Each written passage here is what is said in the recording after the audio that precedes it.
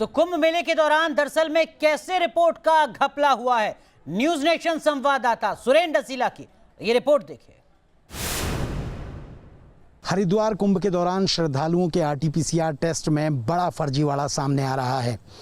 अब तक बताया जा रहा है कि करीब 1 लाख से ज़्यादा जांच रिपोर्ट फर्जी हो सकती हैं। इस वक्त मैं स्वास्थ्य महानिदेशालय के बाहर हूं। अगर आप देखेंगे तो ये उत्तराखंड का स्वास्थ्य महानिदेशालय है और इसमें कोविड कंट्रोल रूम उत्तराखंड बनाया गया, जहां पूरे प्रदेश में कोविड के मामलों पर नज़र रखी जाती है। आईसीएमआर को एक व्यक्ति ने शिकायत की और उसके बाद आईसीएमआर के द्वारा यहाँ के अधिकारियों को संपर्क किया गया।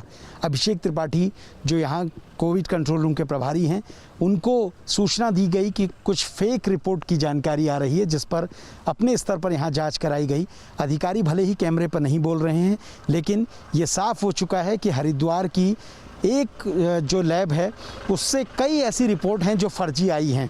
बड़े पैमाने पर फर्जी रिपोर्ट का खुलासा हुआ है। 1 लाख के करीब फर्जी रिपोर्ट इस दौरान दी गई हैं, क्योंकि कोविड की नेगेटिव रिपोर्ट के बाद ही आप प्रवेश कर सकते थे। और इस दौरान ये बताया जा रहा है कि बड़े पैमाने पर ऐसे लोग जिन्होंने टेस्ट नहीं कराए, उनके भी रिपोर्ट जारी कर दी गई। और कई ऐसे लोग हैं जो हरिद्वार कुंभ में आए ही नहीं थे और उनको कुंभ में आने का मैसेज तक मिला। अब इस मामले में स्वास्थ्य सचिव अमित नेगी ने जांच बैठाई है। हरिद्वार डीएम सी रविशंकर को ये कहा गया है कि वो 15 दिन के भीतर इस पूरे मामले की जांच सामने लाएं। इस पूरे मामले की जांच के बाद ये साफ हो जाएगा कि आखिरकार किस स्तर तक ये सारी गलतियां हुई हैं, किस स्तर तक ये फर्जीवाड़ा हुआ है। क्योंकि बड़े अधिकारियों की मिलीभगत के बिना ये संभव ही नहीं है कि 1 लाख से ज़्यादा जांच रिपोर्ट फर्जी हो जाएं और स्वास्थ्य के अधिकारियों को पता तक ना हो। वीडियो जर्नलिस्ट सोनी कुमार के साथ सुरेंद्र डसीला, न्यूज़ स्टेट, देहरादून। चलिए सीधा रुख करते हैं, हमारे सहयोगी सुरेंद्र डसीला हमारे साथ जुड़ चुके हैं हरिद्वार से। सुरेंद्र, 1 लाख लोगों की रिपोर्ट अगर फेक बनी है तो इसका सीधा मतलब यह है कि 1 लाख लोगों में से बड़ी संख्या में लोग पॉजिटिव भी हो सकते थे जो कुंभ का स्नान कर रहे थे। हाईकोर्ट की गाइडलाइंस का वायोलेशन हो रहा था और कुंभ में कोरोना बड़े पैमाने पर फैल रहा था। क्या इस पूरी खबर का मतलब यही है?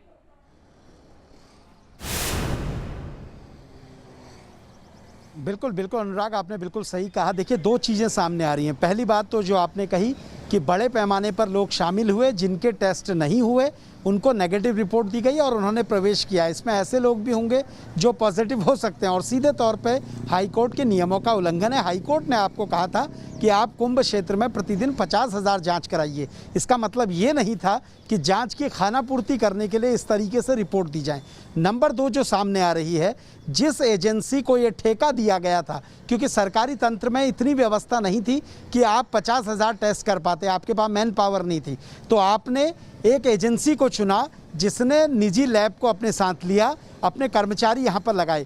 अब आपको बताऊं अनुराग कि घोटाले किस स्तर पे हुए हैं।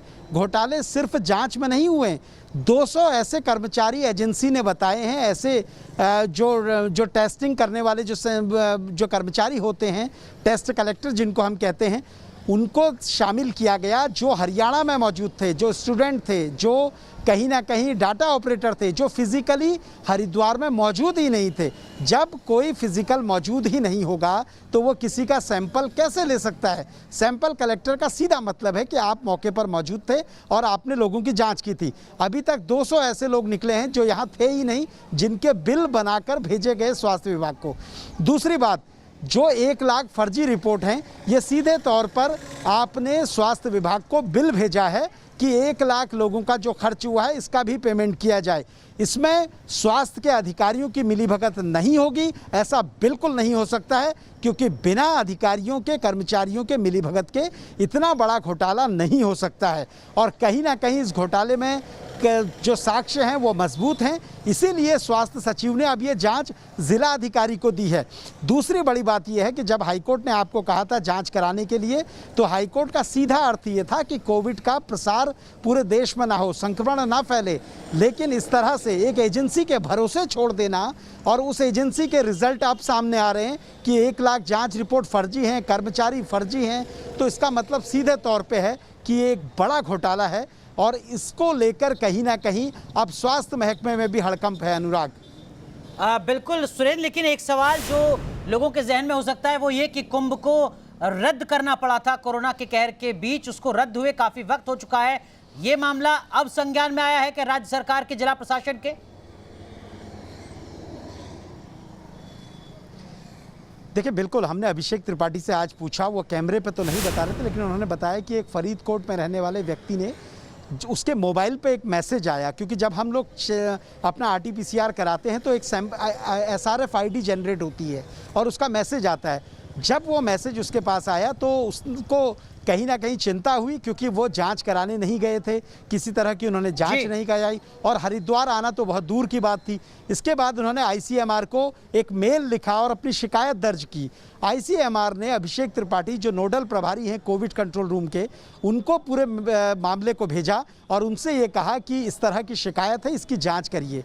अभिषेक त्रिपाठी जो नोडल प्रभारी हैं, उन्होंने अपने स्तर पर इसमें जांच की तो उन्होंने ऑफ द रिकॉर्ड ये बताया है कि कई रिपोर्ट्स में गड़बड़ झाला दिखाई दिया। ठीक है, फिर तो बड़े पैमाने पर गड़बड़ झाला हुआ है कुंभ के दरमियान। माफ कीजिएगा, आपको रोक रहा हूं, लेकिन बेहद अहम रिपोर्ट आपने साझा की है न्यूज नेशन के दर्शकों के साथ, क्योंकि अगर 1 लाख रिपोर्ट RT-PCR टेस्ट फर्जी होते हैं, फेक होते हैं, तो कुंभ के दरमियान कोरोना का दायरा कितना बड़ा है वहां पर, यह हर कोई अंदाजा लगा सकता है। जांच होनी चाहिए, जवाबदेही तय होनी चाहिए।